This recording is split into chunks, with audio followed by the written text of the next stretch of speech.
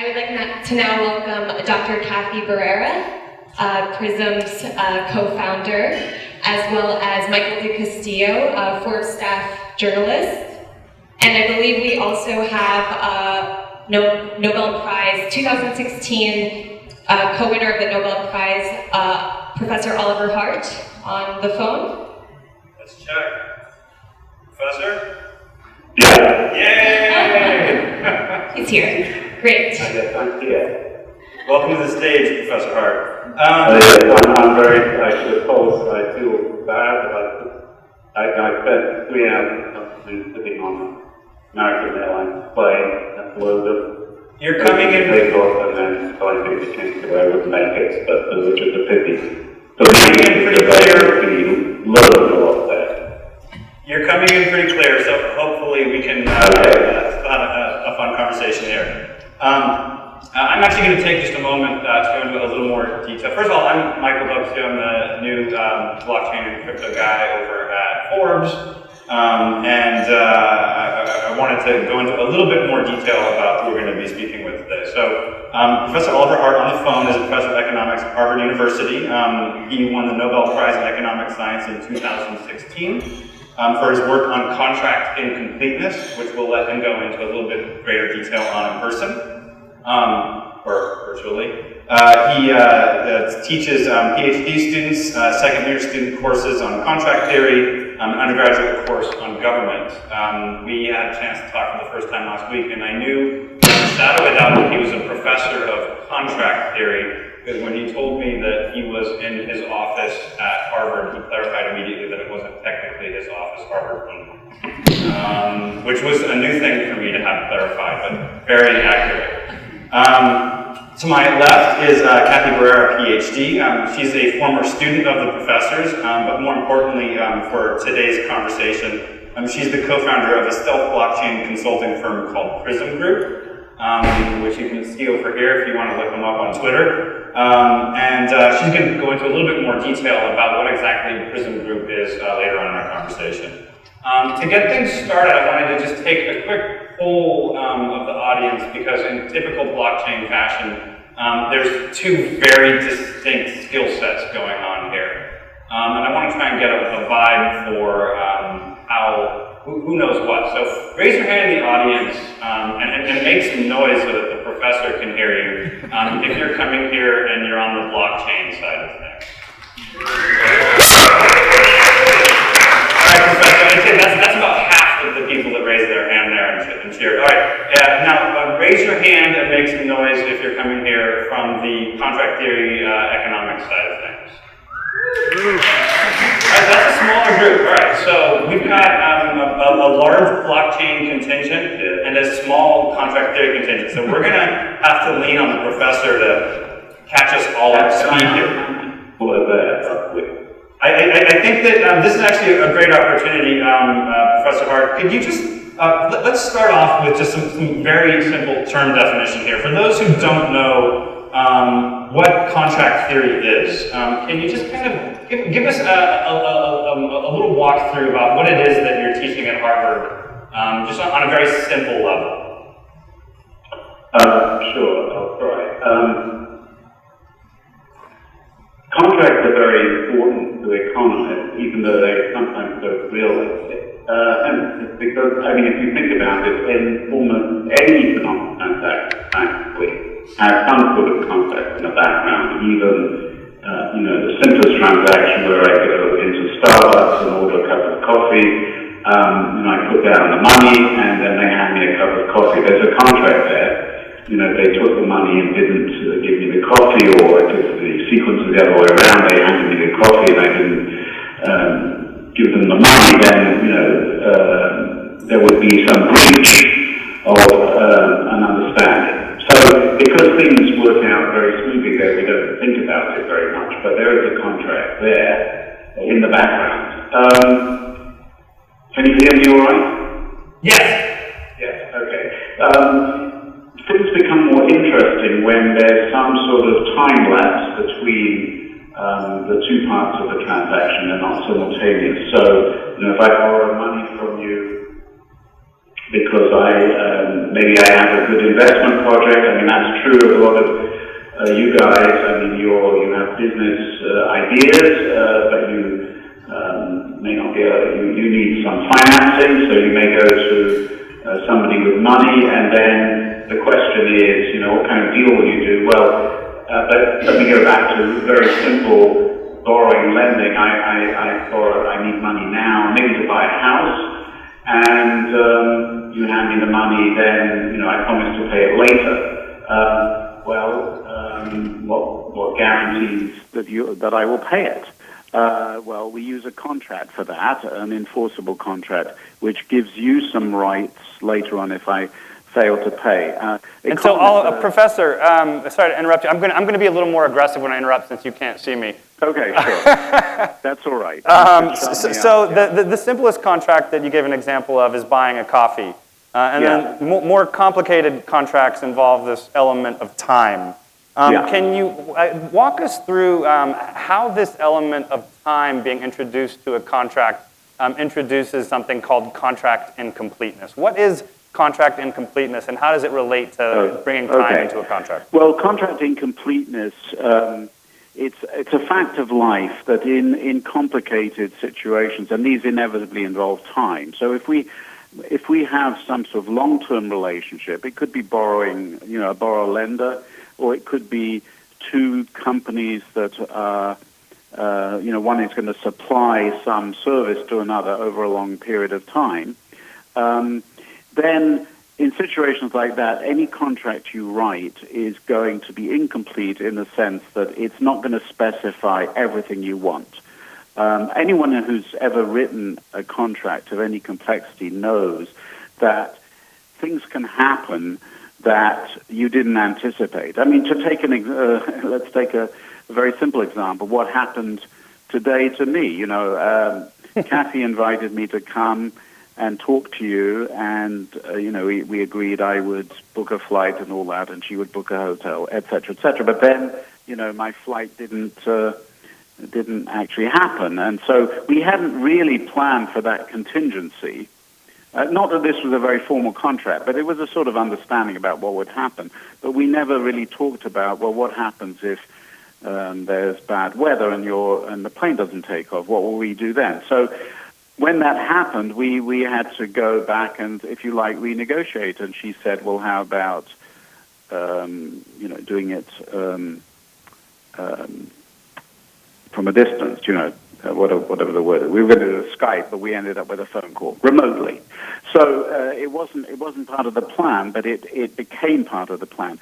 Now, there was no great argument about that because it was fine for both of us. But in other situations, Professor, I'm going to go ahead. That's actually a great example where we have chemistry on the stage, even though you don't even know it, because you took our joke. We were going to talk about the contract that we all made with you all. So, okay. And I may sing and dance later to compensate for the fact that we violated a part of the contract that we made with you. But I won't be able to see that. So as you can tell, Professor Hart's everything that he's talked about so far has nothing to do with blockchain. And to sort of transition to that, I'd like to sort of turn our attention to Cathy. Cathy, could you, first of all, just to kind of help us connect the dots and kind of understand how everything is related up here, briefly walk us through how you came to know Professor Hart in the first place, and at what point in recent history did you discover that blockchain might somehow be related? Sure. So I met Professor Hart, Oliver, while I was please call me Oliver. Oliver, all right. Professor Hart. I met Oliver when I was a student at Harvard. So I was getting my Ph.D. in economics. I was really interested in how organizations work. How does it happen? You bring a group of people together, and somehow the sum is greater than the parts. Is the organization, by definition, just the set of people in it, or does the organization somehow have an impact on the people who are there? These were the kinds of questions I was interested in. I actually didn't know at the time that there was even a field of economics that dealt with these sorts of issues, and I got very, very lucky to happen to be in the same place as Oliver was at the same time. So I started working with Oliver during my first year there. I actually think it might have taken a few months for him to figure out who I was and what my name was. I just sort of turned up and said, "This is interesting, can we talk about this?" And so I went through the PhD, learned all about contract theory. I thought it was fascinating. Really wasn't sure exactly how to relate that to sort of in a compelling way to an average person's life. Not something that a lot of people know even exists. No, it really isn't, and it's complex and it's sort of difficult to help people get their hands around. And then enters blockchain. And then enters blockchain. And so as soon as I started learning about blockchain, the first thing I thought was, well, that's an incomplete contract. That's trying to solve the problem of bringing people together in a different way than how we've solved it before. And it looks like these projects might need some help figuring out how can we do that? How can we do it better? And I thought that contract theory might be able to help answer some of those questions. Can you give us an example? If you had when did you graduate? 2014. 2014. So you had graduated into a world without blockchain. Yeah. What does a career look like in contract theory in the pre-blockchain world, and how is that different than today? Or to put that another way, how might blockchain help make this a little bit more real? Sure. So, well, I guess there would be a couple of career trajectories. One would be academia, and the other would be something like management consulting. Thinking about how do we design incentive systems in the real world. Oftentimes those take place inside of firms. So things like CEO compensation or other types of incentive systems that work with sort of an employee kind of environment. Although you can apply some of these ideas also in markets, but then you get a little bit into market design, which is another field of economics. Can you give us an example, as you were learning about blockchain, where you started seeing a potential concrete application of where your career might have gone in a non-blockchain world might be changed or somehow evolved with the blockchain technology underneath? So these blockchain platforms, particularly ones that are truly decentralized, require a set of incentives that basically replace the function of management. So instead of directing people to do X, Y, and Z, you can't do that because they aren't your employees. You can't fire them if they aren't doing what you want them to do. So instead, you have to set up a series of rewards or an incentive system in order to get them to do X, Y, and Z. So it's sort of a different way of thinking about it, but that's why I made the analogy to sort of management consulting. I think a lot of very similar terms that we hear thrown around in the blockchain space. So I'm curious, Oliver, can you walk us through when you were first approached, or maybe I'll rephrase that, when did you discover blockchain? Was this something that was brought to you? Were you browsing around online? How did this weird technology first enter your life after spending a career exploring contract theory without it? Oh, well, I read the newspapers, I try to follow what's going on. So obviously there's been a lot of talk about it. I mean, it was Bitcoin, blockchain, and all these things. And I didn't really know much about it, and I tried, but it sounded interesting. I was somewhat skeptical, but eager to learn more. And at some point, I discovered that Cathy was, interested in this, and we started talking about it. But I would say I'm still at the learning stage. That's a great place to be, I think. Most of us are still in the learning stage, even if we've been doing it for years. What are you skeptical about? We hear so much miraculous claims about what moving information to a distributed shared ledger could do. What's the biggest sticking point for you from someone who's informed himself so well on the way that these processes are currently executed? Well, first of all, there are all these technical things which I don't really understand, the mathematical part of it.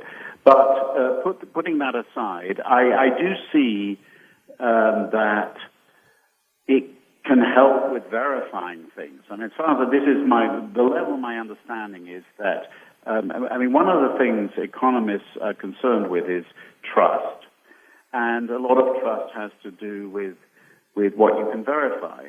And my understanding is that with blockchain, with this system where we can all sort of look at the same thing and keep track of what everybody's doing, then that may make it easier for us to verify somebody's actions and make sure that they're not doing something bad. They've made a promise to do something. We can see that it's happening. And so, Cathy, I'm curious, what was it that made you first approach Oliver?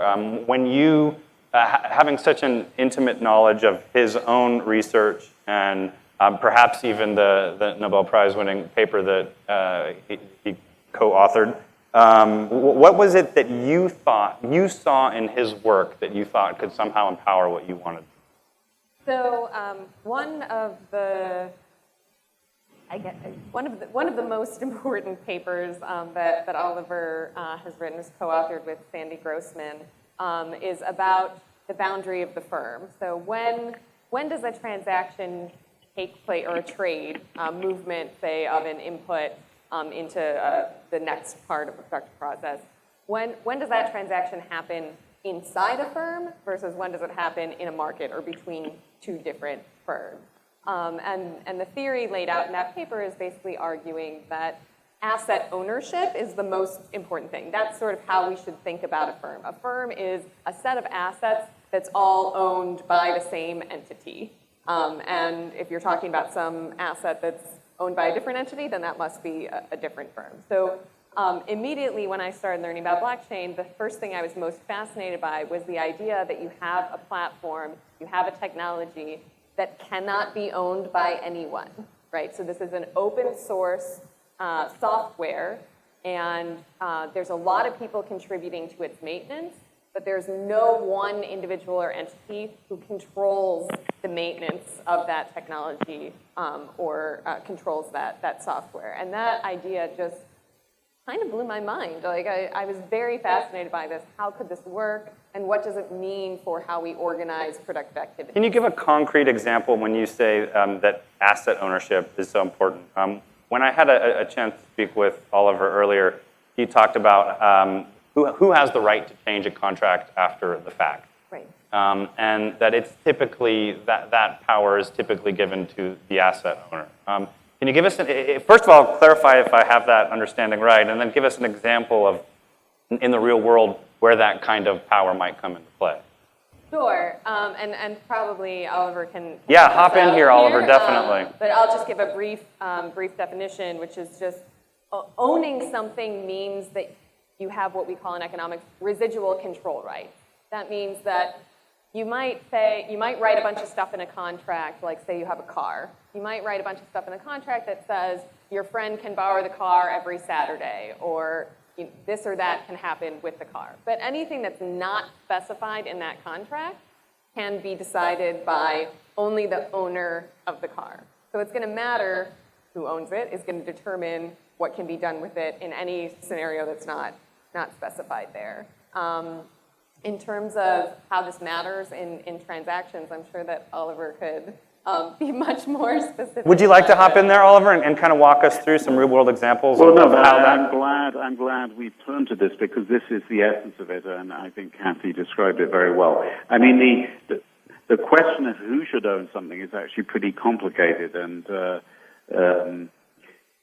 in some of my work, I've argued it depends on who's investing to increase the value of the asset, or to have ideas which will work out if combined with the asset. So the person who's investing more, who we want to incentivize more to come up with productive ideas for the use of the asset. That's the person who should own the asset. So I can build on that with a couple of examples. So going back to the car example, suppose that so most people now know how to drive an automatic, and driving a stick shift has become a increasingly rare skill to have. So if we have a stick shift car here, if you owned it, you would have a much higher incentive to learn that specialized skill that's specific to that car.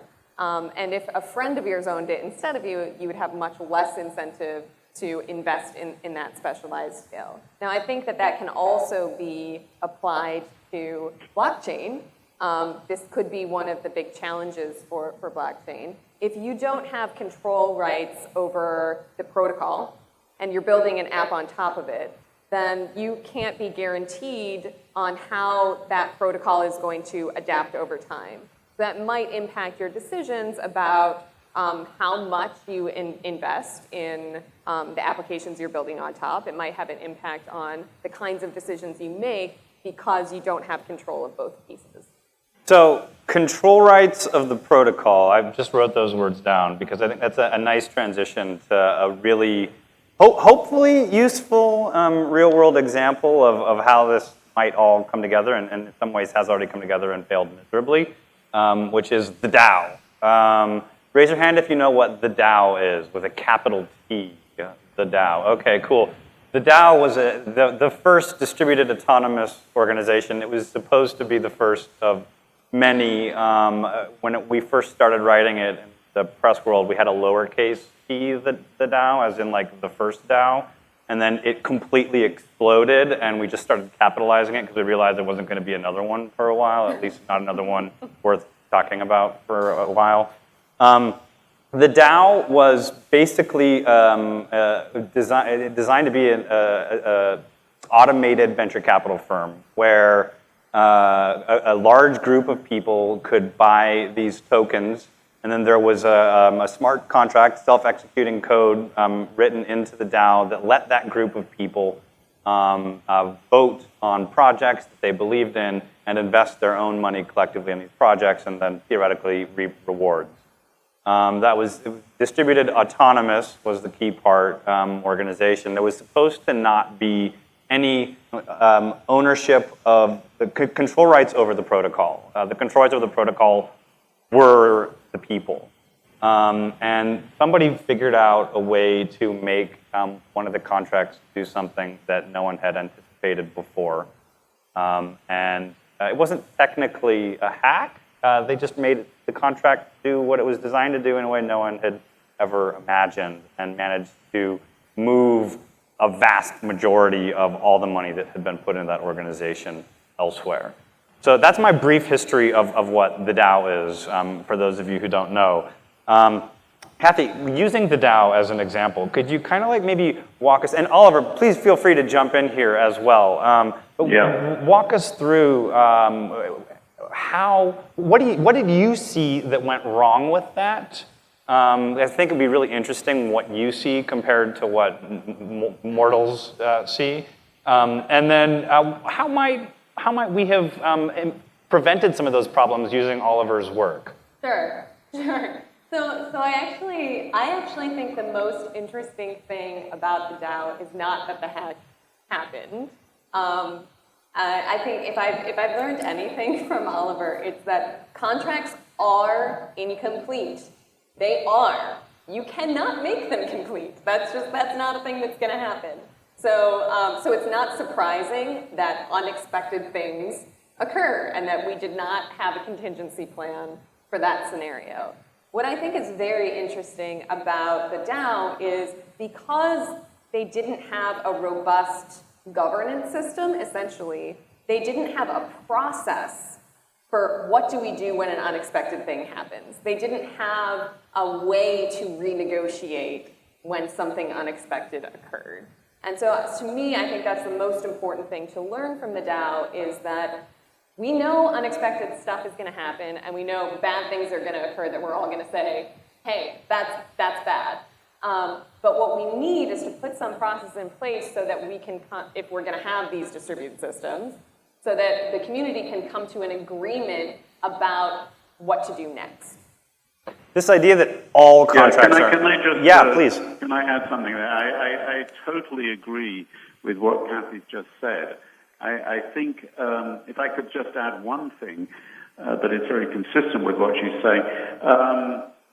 It sounds, I'm completely ignorant about the situation you're describing and this particular case, but it sounds as if maybe the contract was too detailed, or they put too much, they relied too much on the contract, and then it turned out that maybe they thought they'd written a very kind of watertight contract, but it actually had a weakness that someone could exploit. This can happen sometimes, and we've all actually had many of us anyway have had experiences. If you try to write a lot of stuff into a contract, or even just some sort of agreement, that can actually rebound against, can work against you, because then, somebody can take advantage of that. If you have something looser, with a good governance structure on top of it, so you recognize that you can't write a perfect contract, so maybe you shouldn't even try to write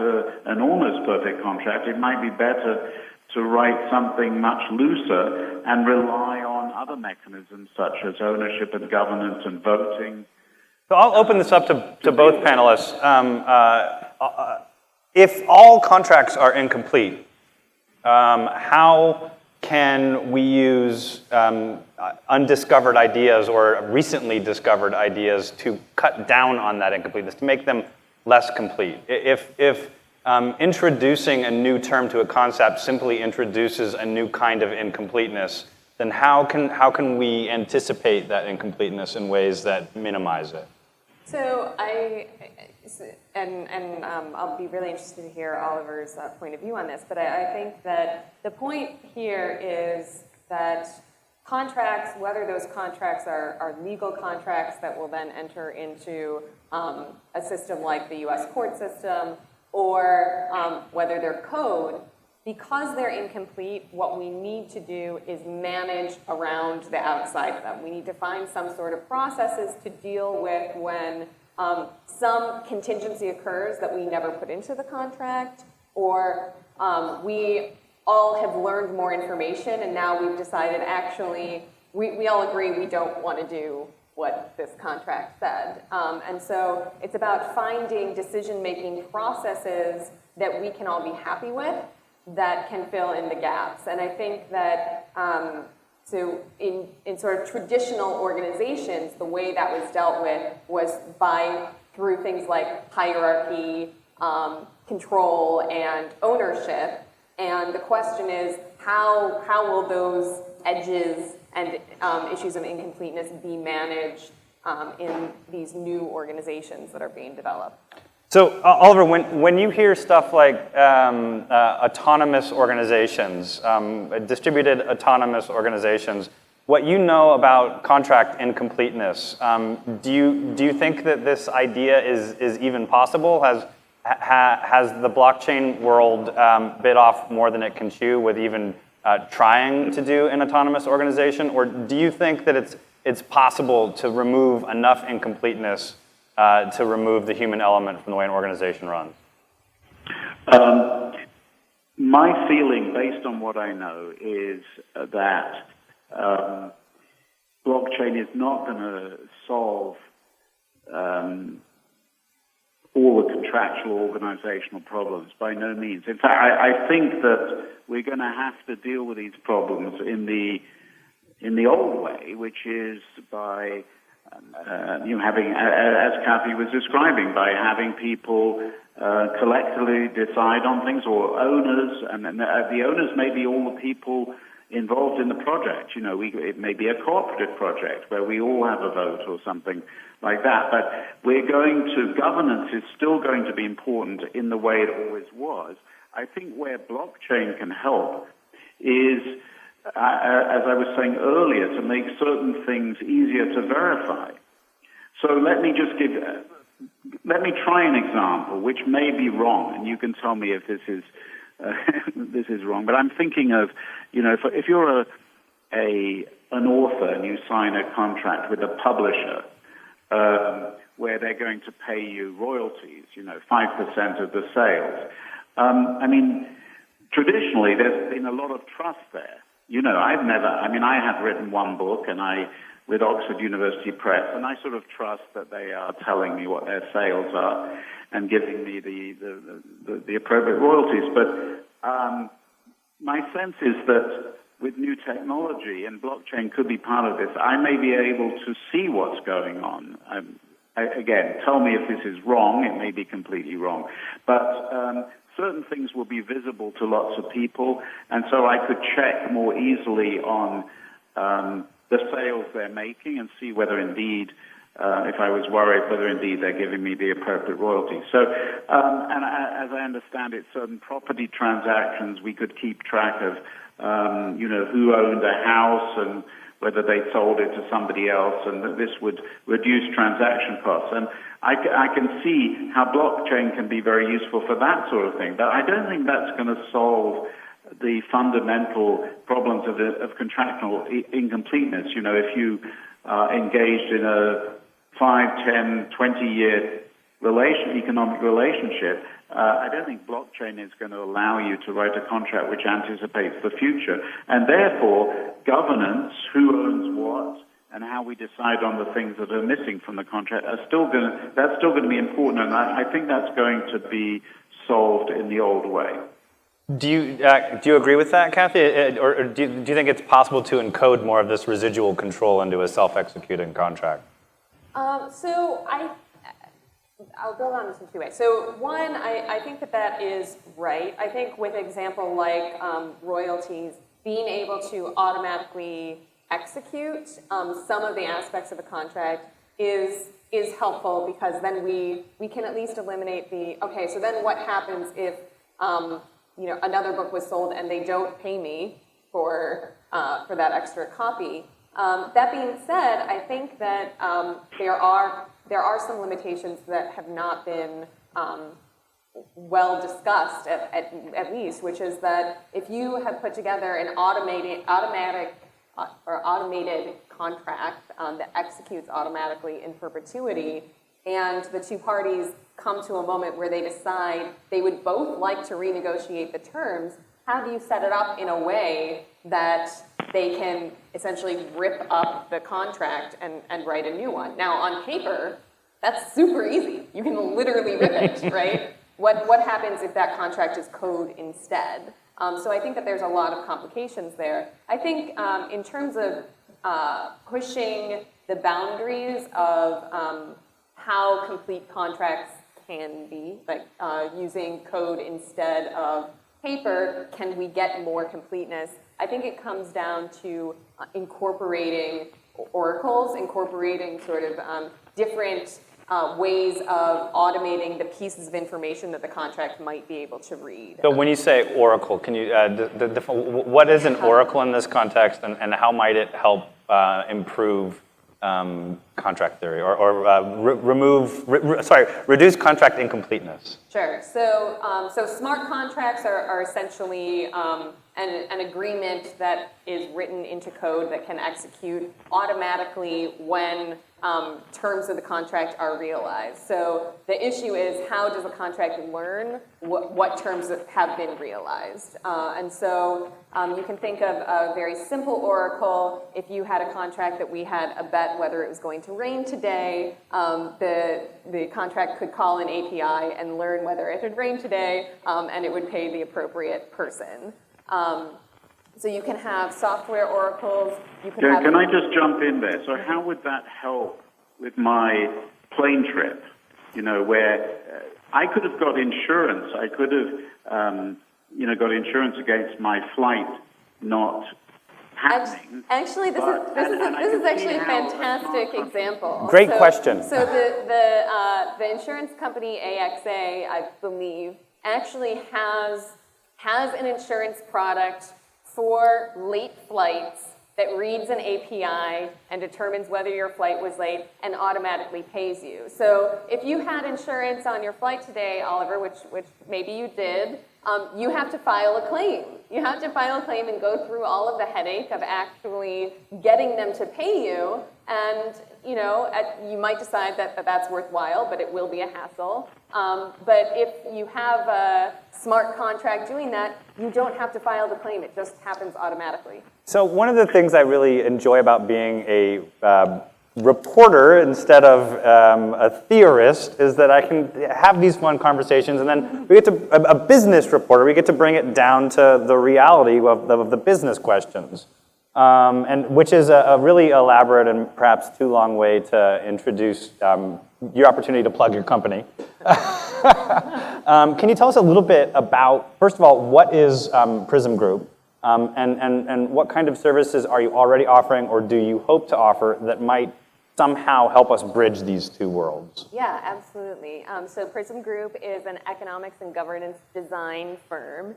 And we basically work with projects that have these kinds of issues and look at the specific context that they're working in and help them figure out how can this contract be designed? How could this incentive structure be set to ensure that the participants are going to do what it is you want them to do? How can we think about bringing in some more information here to further complete? We know contracts won't be fully complete, but how can we improve the information here?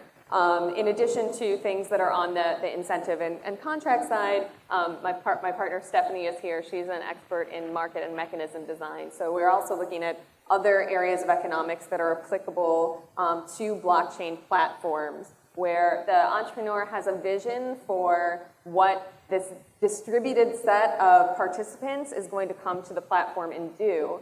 You need to create proper economic structures so that people will do what you think that they're going to do, what you hope that they'll do, instead of having a lot of these unintended consequences.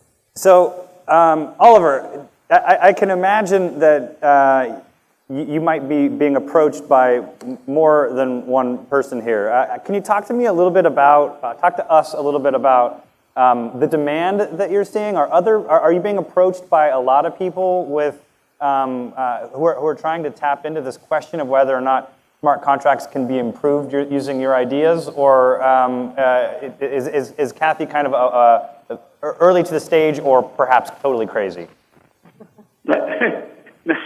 No, I mean, I've been approached by a small number. I wouldn't say a lot so far, but some. But I'm more interested in what Cathy's doing because I know her and I trust her. Even without blockchain, I trust her. Well, that was a good plug.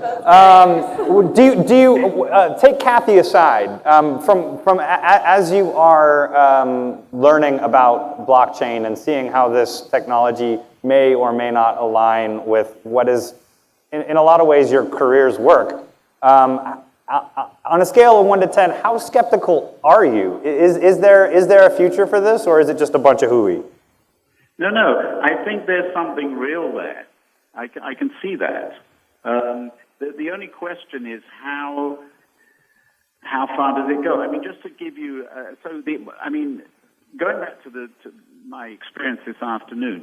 I mean, I didn't really think through when I planned this trip. I didn't think through all the contingencies because I kind of assumed that it would all go fairly smoothly. But maybe I also assumed that if it didn't, we would find some way around it. Now, so the point is, I didn't think of getting insurance because, and so the question is whether blockchain is going to help with the things that you don't normally think about.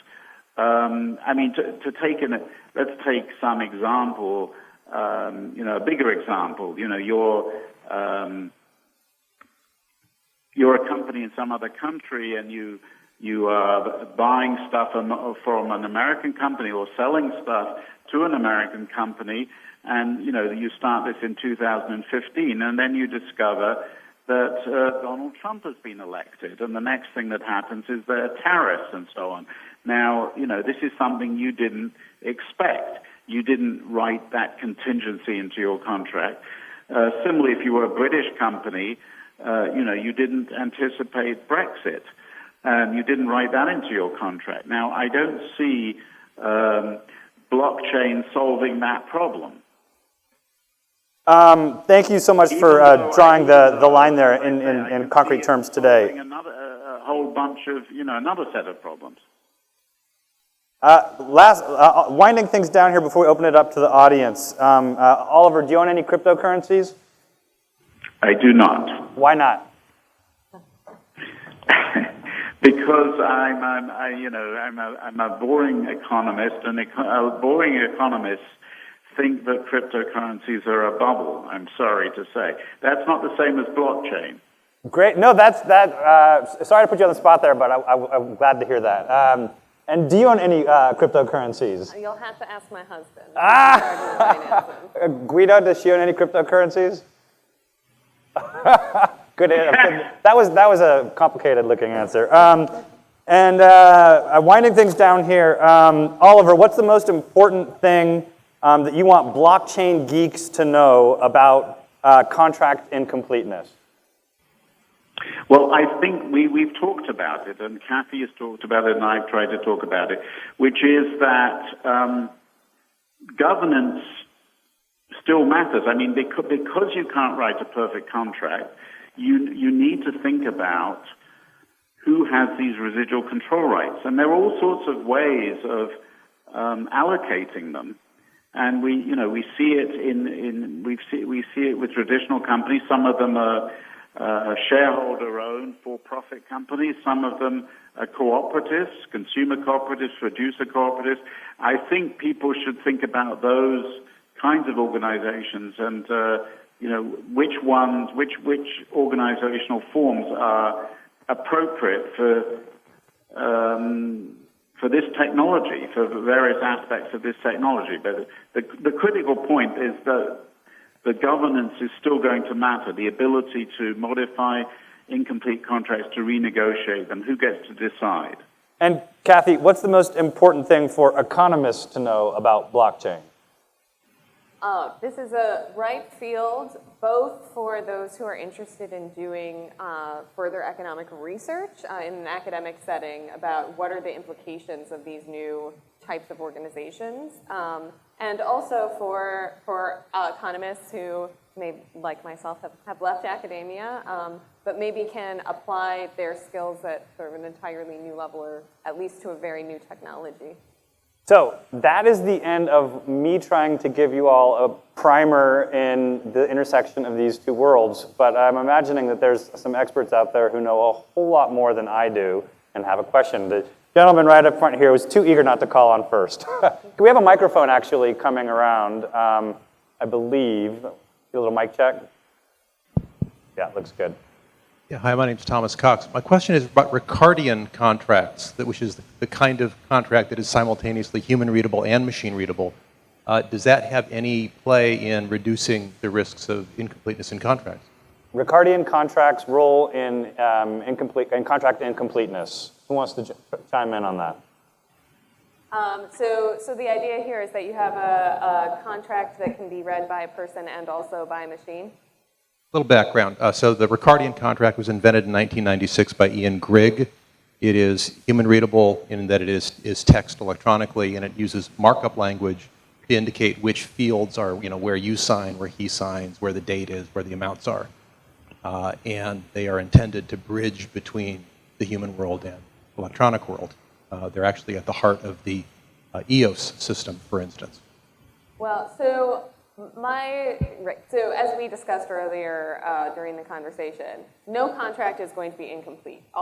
As far as I know so far, all of these are being written by people, and people are limited in their ability to anticipate what different consequences could be. Not only that, but even if you could have the brain power to anticipate all the consequences, it would take you years and years to write down all of those potential eventualities. And so while I think that this type of contract could be helpful in eliminating some bugs, some technical issues in implementing automated contracts, I don't think it eliminates the problem of contractual incompleteness.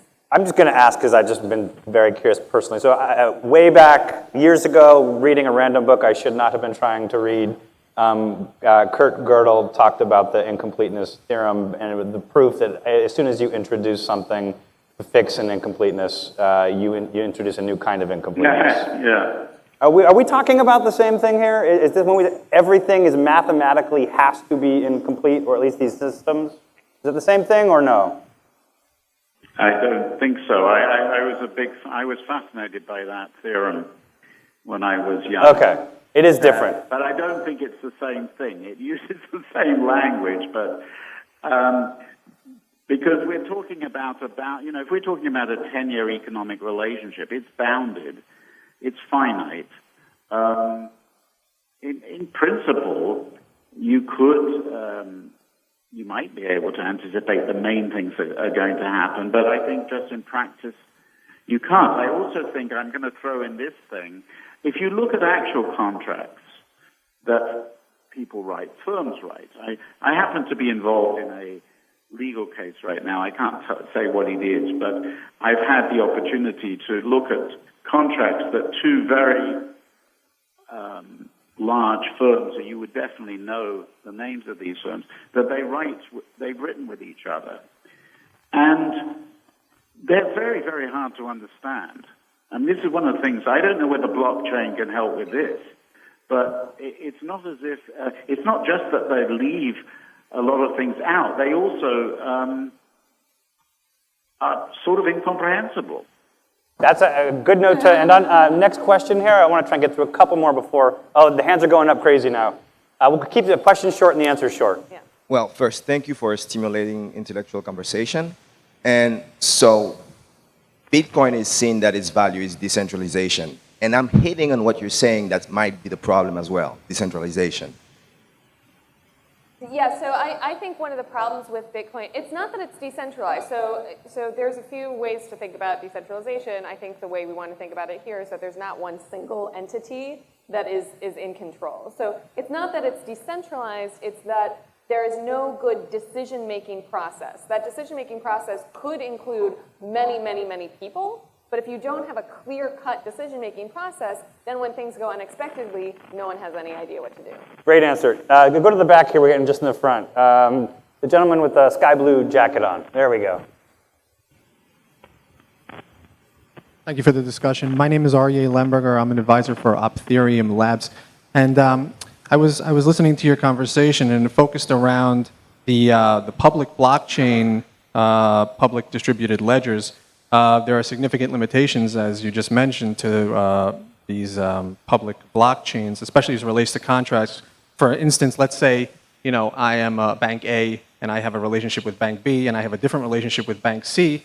I don't necessarily want all my information recorded to a blockchain so that everybody can see what my deal is with my different clients.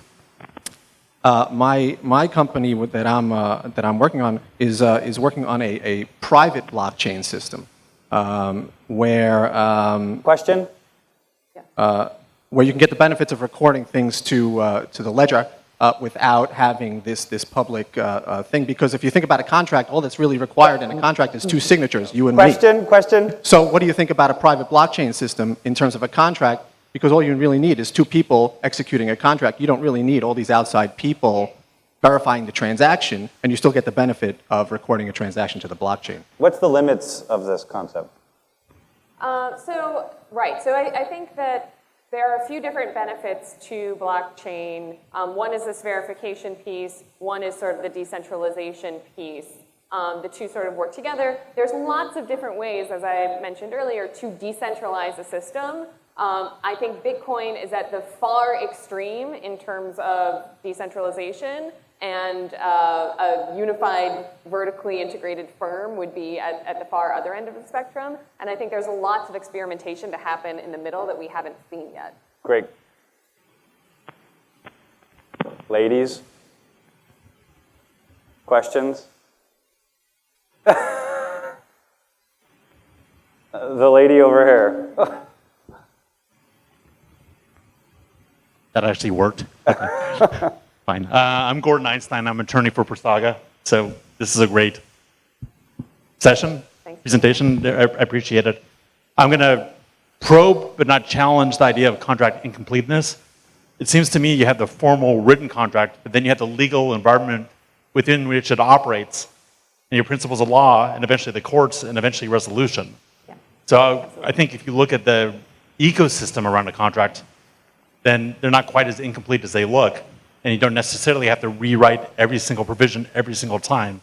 So carrying this over into smart contracts. So essentially you're relying on the governance system that's surrounding the contract to fill in those gaps. So you need to ensure that you have a robust legal system, or a firm that is going to have the residual control rights, or some system that says, okay, when the specific things that we've written down here don't apply, what happens next? And so in a country like the United States, where we have really great court systems that are very reliable, you can do things with contracts that you cannot do in a different legal system. So I think that you're right. I would just say that that's not making contracts complete. It's telling us what happens when we get to the point of contractual incompleteness. So let me throw this out. With the DAO. Quick one. We gotta. All right, I'll pass it along. Thank you, though. Yeah, thank you. Well, right over here. I wanted to, can I just jump in there? Yes. Yes. I mean, from what I heard was that the judicial system completes contracts, but I think, just to build on what Cathy said, I mean, two things. First of all, ownership and governance is an important mechanism for completing contracts. So the law recognizes that owners have residual control rights. You know, if I let you use my car once a week, and then you want to use it on another day, you would have to ask my permission.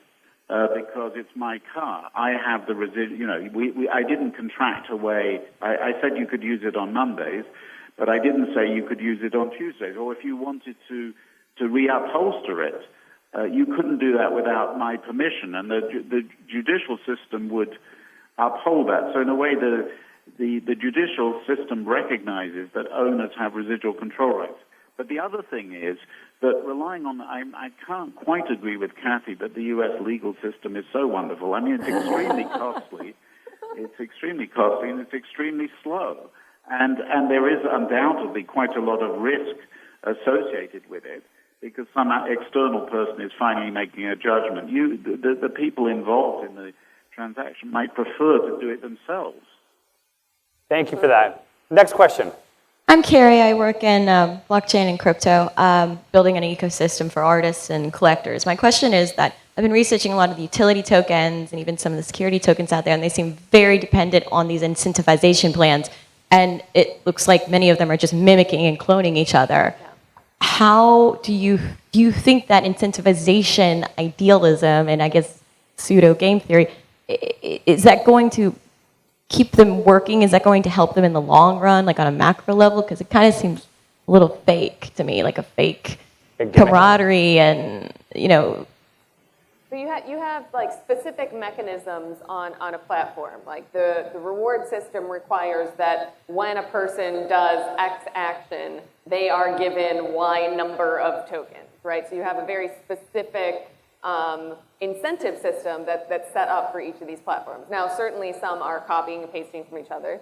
I don't think that's a good idea. These things work, they're very context specific. Incentives don't copy and paste well. But I think that there's a big difference between building an incentive structure sort of with a specific a system in mind versus, you know, hoping that we're all going to kumbaya together and like be happy, right? Right, incentives are not social norms. These work in a complementary way. One more question. I think we're winding down here. The gentleman right here. Finally, my name is Ahmad. I work with investment banks. I do technology strategy consulting. So a couple of terms I think we're missing and confused here. It's not decentralization, but basically Bitcoin is anonymity. So for the professor, a contract, you know the counterparties. In Bitcoin, you don't know who's who. You just know there's a cryptographic function telling you this is this address. So number one. Number two, the independence or autonomous, 81% of miners are in China. So you could argue that miners have a lot of power. So how does that affect your perspective, for everybody here? Number one, if you're anonymous, I don't know who you are.